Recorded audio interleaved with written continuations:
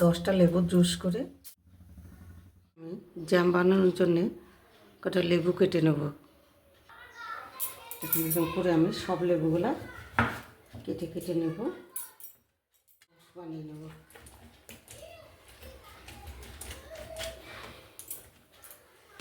দেখুন একটা একটা করে সব রসগুলা ঢেলে নেব।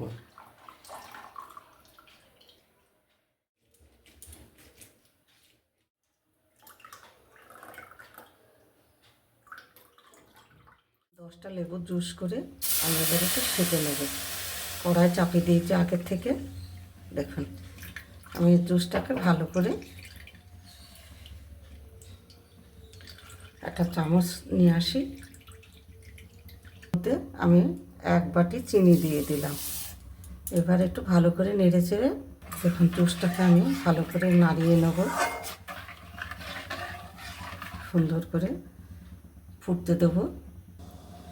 তখন আমি লেবুর রসটা, আমি 8টা লেবুর রস করে নিয়েছি, চিনি দিয়ে ভালো করে জাল করে নেব।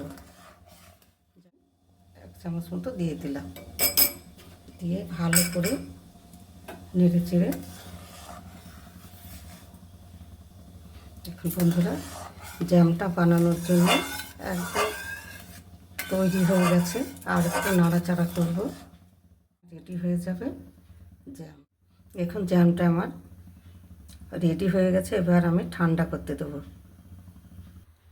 জুস বানিয়ে নিয়েছি, বানিয়ে আমি এই যে জ্যামটা তৈরি করলাম। বন্ধুরা বাড়িতেই সুস্বাদু জ্যাম বানিয়ে নিন।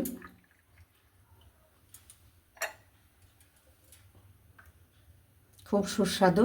দেখুন এবার একটু আমি এটা ঠান্ডা করতে দেবো।